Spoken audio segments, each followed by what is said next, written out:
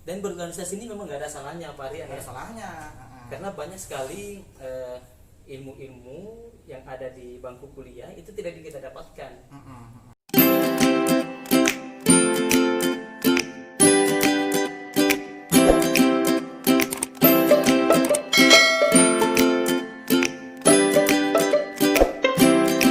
Ketika nanti sudah berada di lingkungan kerja, termasuk salah satunya adalah kemampuan problem solving itu. Ya, Nah, ini kan tidak ada nih mata kuliah yang menyampaikan Ya. tentang bagaimana cara memecahkan masalah. Apalagi saat sekarang ini memang anak-anak itu dituntut untuk bagaimana memiliki kemampuan tingkat tinggi, Ya, berpikir tingkat tinggi. Nah, maka sekarang oleh pemerintah nanti ujiannya itu berupa AKM.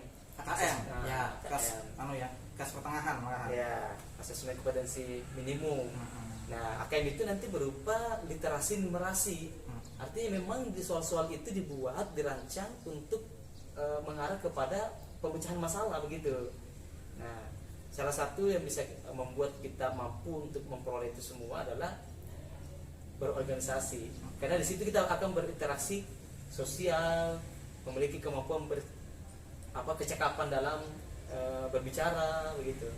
Nah, ini yang kita, karena saya pernah mendengar begini, senior saya waktu di Sulawesi Pak Rian, kalau saya mau cerita sedikit sejarah ya, beliau itu mungkin boleh dikata memiliki kemampuan dalam hal akademis lah, tetapi memiliki kelemahan dalam hal kemampuan berbicara atau menyampaikan informasi. Kecerdasan interpersonalnya kurang. Sedangkan kita sebagai pengajar, sebagai pendidik harus memiliki kemampuan itu untuk mentransfer ilmu. Nah, ternyata ini pengalaman unik. Dia mengajar menghadap ke papan tulis. Jadi cuma menulis saja. Jadi nggak ada interaksi dengan peserta didiknya, siswanya. Sehingga ketika dia menoleh, loh, siswanya tinggal berapa orang gitu. Lebih banyak yang keluar daripada yang tinggal di dalam kelas. Nah, artinya apa yang mau saya sampaikan dari hal ini? Dan ini adalah fakta. Artinya sesuatu yang terjadi begitu. Di Sulawesi begitu ya? Di Sulawesi begitu ya? Nah, siswanya lari karena dia juga memiliki kemampuan tidak dapat berinteraksi dengan siswanya itu tadi. Nah, makanya sangat tepat sekali teman-teman di yang mengambil jurusan pendidikan begitu untuk melatih kemampuan interpersonalnya itu. Ya, benar-benar. Nah, karena kita harus berhadapan dengan banyak orang, tentu di sana akan banyak masalah dan kita harus berlatih untuk menyelesaikan setiap persoalan atau masalah begitu. Ya, bicara tentang itu ini kayaknya menarik ini ya. Ini saya juga mau melihat kita saling bertukar pikiran Kak Sakti mumpung di sini, mumpung masih banyak waktu. Jadi saya langsung berpikir seperti ini. Kan kita tahu bahwasannya guru itu ada yang namanya 4 kompetensi. Betul. Kompetensi pedagogik, akademik, kepribadian, sama sosial. Pertanyaannya adalah di buku-buku yang ada, apakah keempat kompetensi ini urutannya itu hierarki? Artinya, harus akademik dulu. Habis akademik profesional, habis itu kepribadian, habis itu sosial. Ataukah tidak ada hierarki? Karena tadi melihat kasus, dia akademiknya nomor 1. Betul. Tapi pedagogiknya. Padahal sebenarnya pedagogi juga harus sangat dibutuhkan. Katakanlah kalau akademik mungkin masih bisa belajar otodidak, mencari informasi, apalagi sekarang ada internet. Iya, gitu. Jadi kira-kira gimana ini? Ini apakah hierarki atau tidak sebenarnya? Kalau saya mau menjawabnya begini, saya nggak terlalu suka dengan teori ya. Saya lebih suka teori. Benar. Saya lebih suka aplikasi penerapan di lapangan. Jadi 4 kompetensi itu sangat benar ya. Dan keempat kompetensi ini tidak bisa dihilangkan.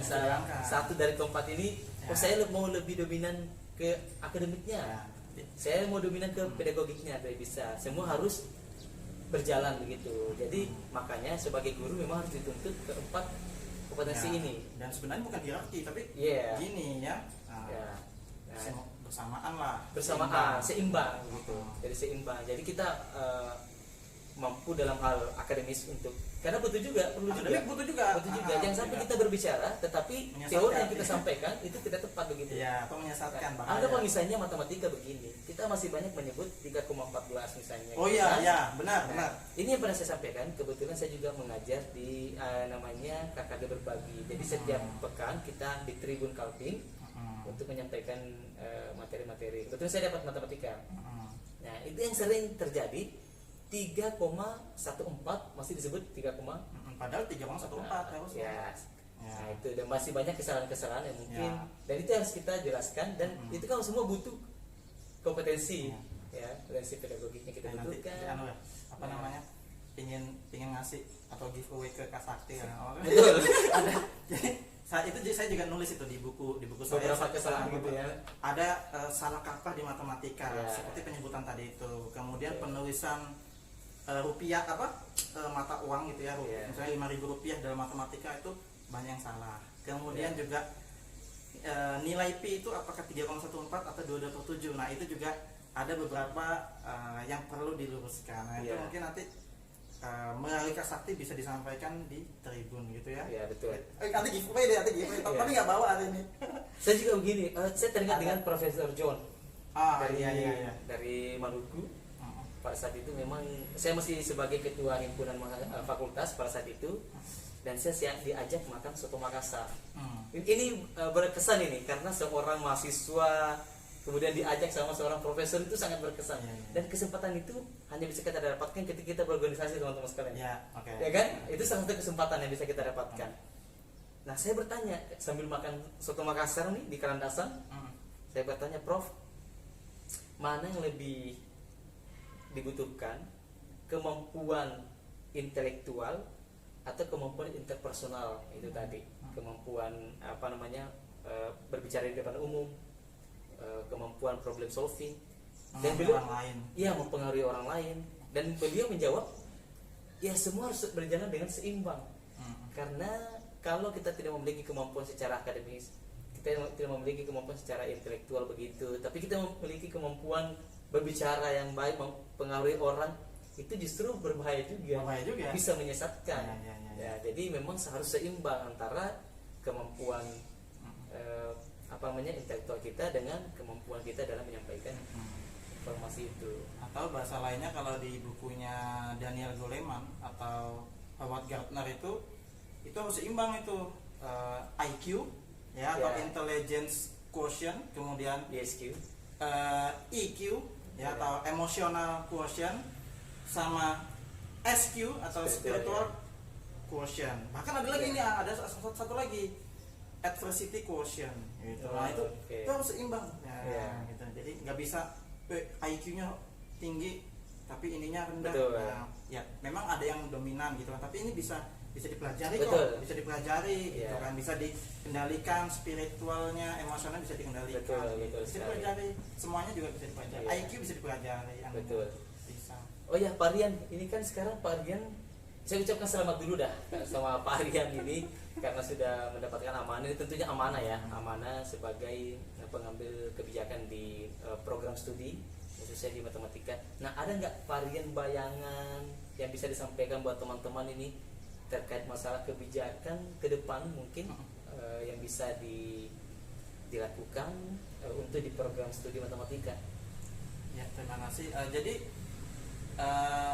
inginnya sih saya punya wacana, mungkin rekan-rekan mahasiswa juga sudah nonton di video sebelumnya ya. Jadi saya inginnya kita itu sama-sama bahu membahu gitu ya. Saya tidak bisa kerja sendirian gitu ya, karena memang program studi pendidikan matematika organisasi kan gitu ya. Jadi kalau ketua program studi adalah ibarat kepalanya, maka rekan-rekan ada tangannya ya kan, ada kakinya, badannya gitu. Saya butuh itu. Nah, saya kepala nggak bisa berjalan sendirian gitu kan, bahaya. Jadi hantu kepala hantu kuyang hantu kepala itu bahaya. Nah, jadi saya inginnya kita sama-sama bersinergi membangun program studi pendidikan matematika yang lebih maju lagi.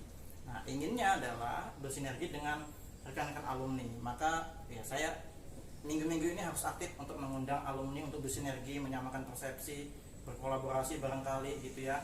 Nanti kolaborasi penelitian bisa itu tentang AKM tadi itu. Nanti mahasiswa saya proyekin itu ya. Saya kasih proyek penelitian karena lagi hot-hotnya nih. Iya, betul. Lagi in banget nih ya. Nah, itu jadi ingin bersinergi dengan alumni, kemudian sinergi dengan mahasiswa, rekan-rekan dosen juga gitu ya, dimana tagline yang ingin saya buat atau tagline yang ingin saya sampaikan adalah satu mahasiswa, satu inovasi, satu dosen, satu inovasi. Jadi kenapa harus inovasi? Ya, jualannya kita atau brandnya pendidikan matematika saat ini yang ingin saya bangun adalah mahasiswa kita, mahasiswa pendidikan matematika, lulusannya nanti sarjana pendidikan matematika yang bisa membuat media pembelajaran berbasis IT misalnya, inovasi seperti itu. Ya. Apalagi sekarang ini kan semua berbasis IT tuntutannya seperti itu. Jadi karena saya terinspirasi ya dari COVID-19 ini ya. Makhluk yang sekecil ini bisa memberikan inspirasi juga. Kita harus bisa beradaptasi, harus bisa dituntut beradaptasi dengan perubahan yang ada. Nah, maka dari itu rekan-rekan mahasiswa nanti arahnya adalah ke pengembangan media pembelajaran. Mantap. Ya, pengembangan model pembelajaran, metode pembelajaran, strategi pendekatan, teknik, taktik dan sebagainya. Ya. Dan jangan lupa hasil pengembangan itu didokumentasikan serta dipublikasikan agar orang lain tahu. Betul. Melalui apa? YouTube, IG, TikTok, sosial media lah, Facebook, TikTok dan segala macam. Jadi saya butuh bantuan dari rekan-rekan mahasiswa, rekan-rekan alumni untuk ikut men-share dokumentasi dari program studi. Jadi biar dikenal, oh ada ini nih YouTube-nya nih, oh ada dosennya muda-muda, oh mahasiswanya berinovasi media pembelajaran, biar kita lebih dikenal. Ujungnya adalah itu untuk promosi mahasiswa baru. Karena ini mungkin Kak Sakti belum tahu kondisi ini ya, bahwasannya 3 tahun terakhir ini memang minat ya, ini saya akui, minat mahasiswa pendidikan matematika khususnya ya, kalau bahasa banyak ya. Jadi yang matematika ini minatnya menurun ya. Kalau dulu kita mahasiswanya 30-an, lebih banyak gitu ya. Banyak 30-an. Sekarang 15 sampai 20. Nah, ya itu kan juga agak miris ya gitu ya. Jadi apa nih yang masalahnya, di mana ini gitu kan? Kenapa kok siswa-siswi kita, rekan-rekan di luar sana kok tidak mau atau tidak ada minat menjadi guru matematika mana nih gitu, padahal prospeknya sangat besar. Mungkin saya mau berbagi juga. Ya, boleh di karena kita kan udah lama ya kita ada di lingkungan luar begitu, dan saya perhatikan masyarakat itu dalam hal ini adalah orang tua siswa ya. Itu lebih banyak mencari seorang guru matematika untuk membantu anaknya supaya dapat memahami pelajaran matematika. Jadi rata-rata orang tua itu yang dicari adalah guru matematika. Jadi ini mungkin biar teman-teman juga ya, informasi ya. Ya, untuk informasi buat teman-teman juga, saya melihat bahwa ternyata orang tua itu lebih banyak mencari guru privat matematika. Iya, benar. Gitu. Jadi kan ini juga bisa dijadikan sebuah ladang amal dan ladang penghasilan. Ya, gitu. Dunia dapat, akhirat dapat. Iya. Begitu. Karena saya dari tahun 2010 Pak Rian itu bergelut dengan les privat. Awalnya door to door begitu, dari rumah ke rumah, karena memang dicari begitu. Iya, benar. Memang dicari. Saya juga ngalami itu dulunya. Iya, memang dicari. Dan mereka atau dalam hal ini orang tua itu mencari kita karena mereka tahu bahwa Pak Sakti lulusan matematika begitu. Jadi ada timbul rasa kepercayaan orang tua kepada kita sebagai alumni program studi matematika untuk mendampingi putra-putrinya belajar matematika. Karena tentu berbeda ketika lulusan anggaplah misalnya mata pelajaran yang lain dengan kita yang dari program studi matematika, itu kita pasti akan lebih dicari begitu. Dicari begitu. Soalnya sangat jarang sih memang les private mata pelajaran yang lain misalnya gitu ya, kayak misalnya atau pelajaran PKN itu sangat jarang sih misalnya gitu ya. Benar sangat jarang. Memang matematika yang paling matematika yang paling banyak gitu, yang paling banyak dicari begitu. Bisa jadi yaitu ladang penghasilan serta ladang amal. Betul. Paginya ngajar di SD ke Malah Bayangkari, sore sampai malam ngajar di luar, kan bisa begitu. Gitu. Pelan-pelan nabung kan. Terasa seperti itu. Ya, jadi apa yang mau saya sampaikan ini, saya mau sampaikan buat teman-teman di luar yang mungkin masih bingung nih, ragu untuk mencari program studi apa ya yang bagus begitu ya. Nah itu tadi yang saya sampaikan mungkin bisa menjadi suatu bayangan dalam pemikiran teman-teman bahwa ternyata program studi matematika itu arahnya seperti ini, gitu. Ya bisa, karena memang bahkan tidak hanya ketika sudah lulus ya, ada beberapa mahasiswa yang semester atas misalnya semester 7 atau semester 8 sudah dipercaya sama wali murid gitu. Ada yang sudah mulai ngajar les gitu ya dari semester dari mahasiswa. Betul. Saya mau ini Pak Rian, kemarin saya tonton YouTube-nya Pak Rian. Saya kan mengikuti juga YouTube-nya Pak Rian. Yang game matematika. Nah, saya sangat salut itu dengan mahasiswa matematika yang membuat game seperti itu. Ya, itu inovasi. Kenapa saya tertarik? Karena kita saat ini perkembangan teknologi ini tidak bisa kita bendung. Tapi kita harus mengikuti arusnya. Sekarang anak zaman sekarang ini lebih banyak menghabiskan waktunya dengan gadget, dengan HP gitu ya. Nah, terus kita harus memberikan satu permainan yang mengedukasi begitu. Nah, saya melihat game yang dibuat mahasiswa program studi matematika Universitas Balikpapan ini itu sangat inovasi gitu ya, sangat inovatif maksud saya, karena mungkin anak-anak sambil main game begitu dia bisa menyelesaikan soal-soal matematika. Cuma kalau kemarin saya melihat itu masih soal-soal mahasiswa ya. Nah kalau misalnya nanti Pak Rian mungkin bisa mendampingi mahasiswanya membuat game online atau game lain ya untuk siswa SD. Kalau soalnya mungkin nanti bisa bekerja sama dengan alumni yang sudah bekerja di SD, di SMP, mungkin begitu. Nah sehingga nanti produknya itu bisa digunakan untuk anak-anak SD gitu. Ya, alhamdulillah ya. Terima kasih atas apresiasinya Kak Sakti ya. Itu di channel sebelah ya. Channel sebelah itu memang 2 tahun terakhir ini mahasiswa khususnya bimbingan skripsi saya, bimbingan saya memang saya arahkan untuk inovasi. Itu saat itu belum jadi kaprodi, memang saat diamanahkan jadi dosen pembimbing 1, saya kasih proyek ke mahasiswa untuk ayo berani nggak buat game Android, saya dampingi. Ini softwarenya gitu. Ada yang pakai Adobe Flash, ada yang Construct 2 gitu. Nah, nanti ini mungkin angkatan skripsian ini nanti semester genap saya mengarahkan dengan menggunakan mungkin ya Unity 3D atau AppGeyser gitu. Atau ya tadi tuh yang lagi hot mengenai AKM gitu ya. Tapi memang basic saya itu tentang media pembelajaran Kak Sakti. Nah, kemarin pertimbangannya kenapa tidak ke SD? Karena memang ya untuk lulusan ini posisinya adalah ya memang sih arahnya ke situ ya. Lulusannya memang kita SMP atau SMA. Disertai juga kita berpikirnya saya juga diskusi dengan mahasiswa, Pak, kalau SD kan nggak dibolehin bawa HP di sekolah gitu kan. SMP juga SMP kalaupun bawa HP mungkin untuk nelpon minta dijemput, HP-nya dikumpulin sama guru BK gitu atau guru wali kelasnya. Sedangkan SMA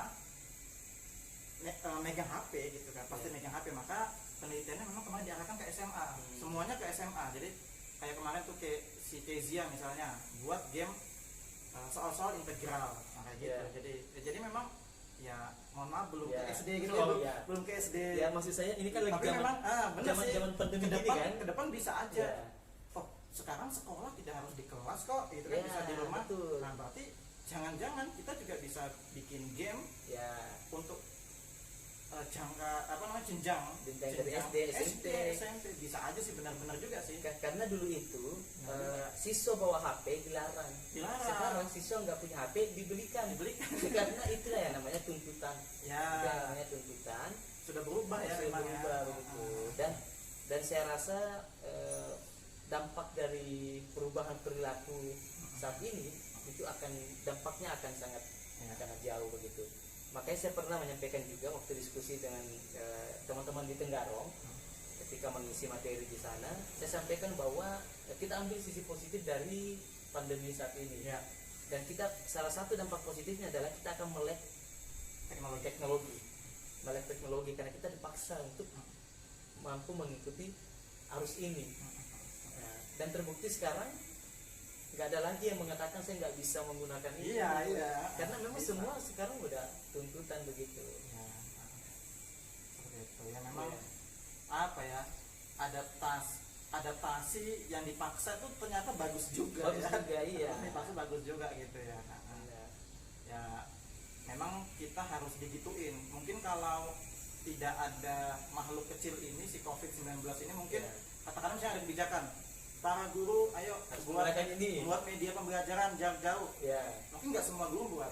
Kalau sekarang buat gitu. Kalau nggak buat ya nggak bisa. Siswanya nggak belajar. Susah juga. Maka sekarang muncul banyak youtuber iya benar, banyak itu banyak yang bermunculan.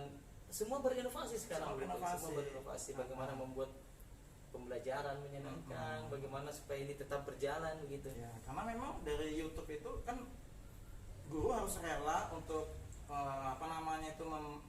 membayar atau membuang kuotanya untuk ngupload videonya gitu ya.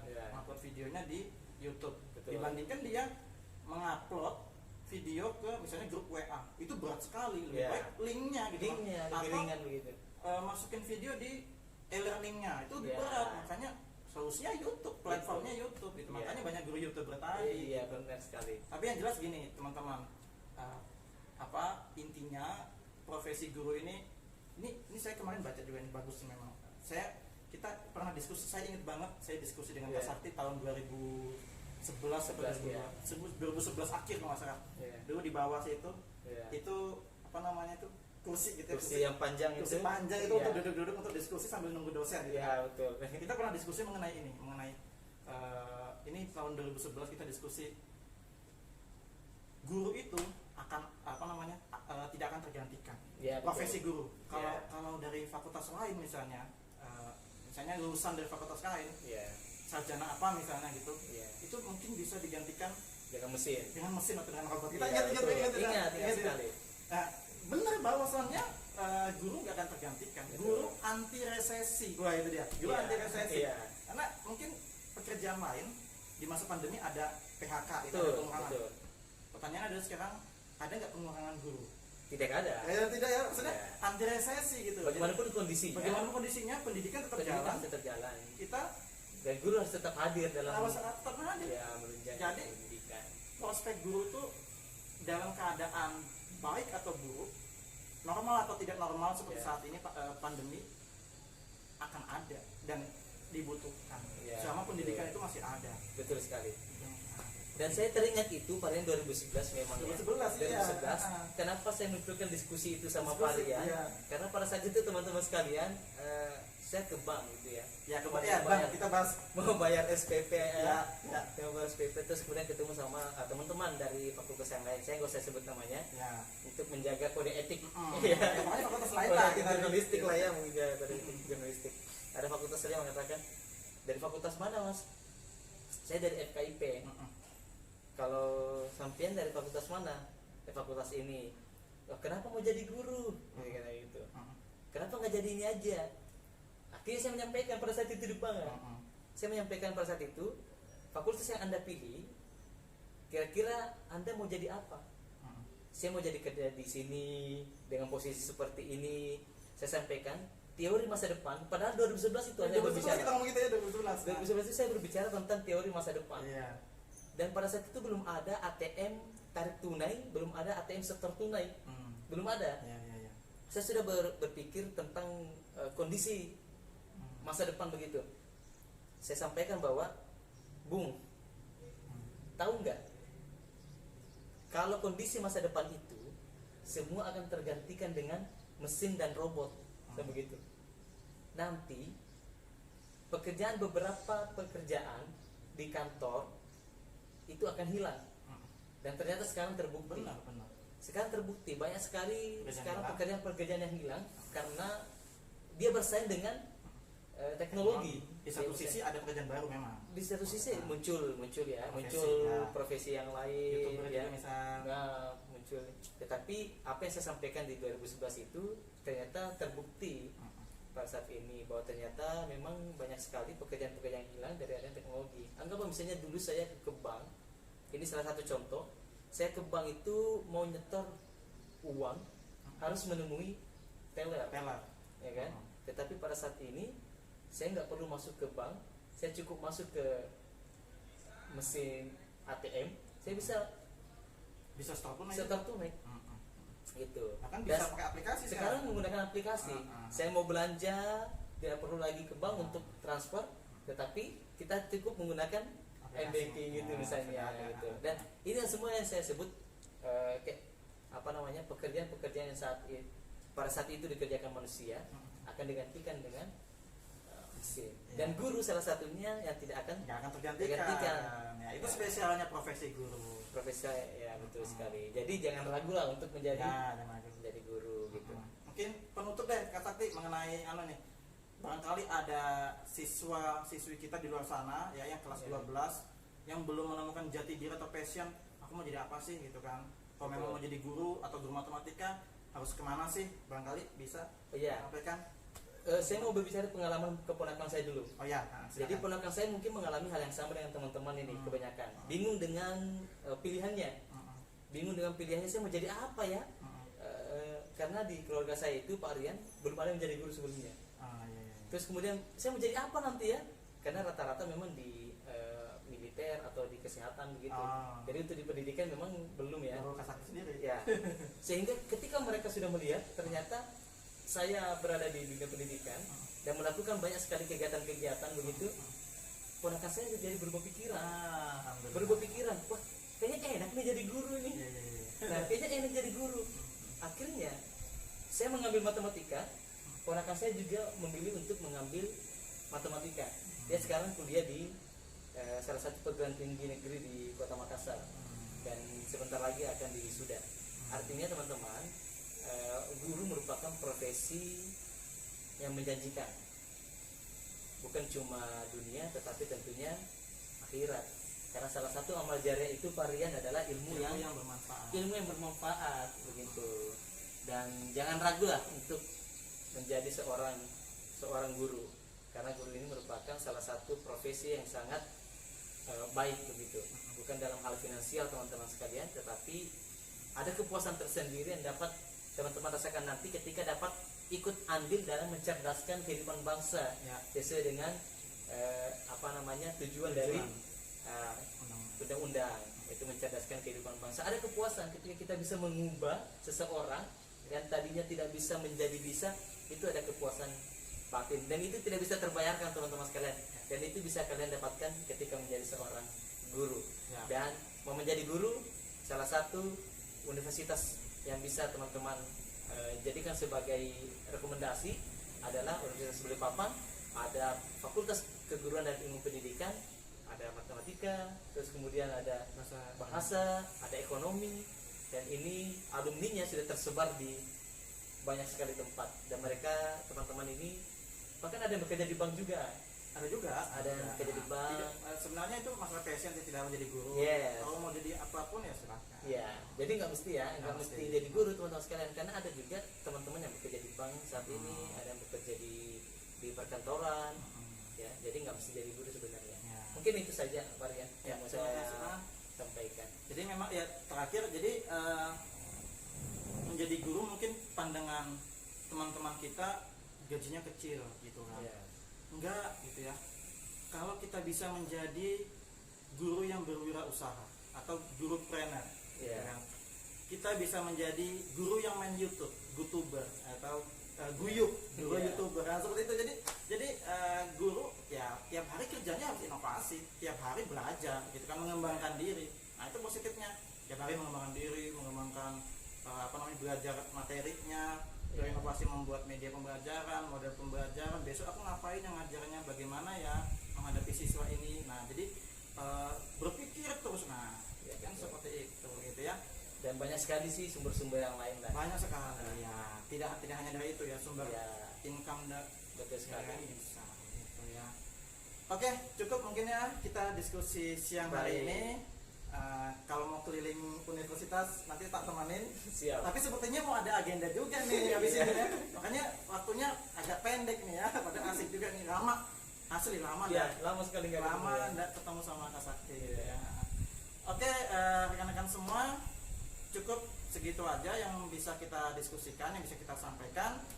Mohon maaf jika ada kesalahan dari kita, kesalahan kata, sikap ataupun perbuatan. Sekian, jangan lupa like, subscribe, dan komen di channel YouTube Pendidikan Matematika Uniba. Sekian, assalamualaikum warahmatullahi wabarakatuh. Waalaikumsalam warahmatullahi wabarakatuh.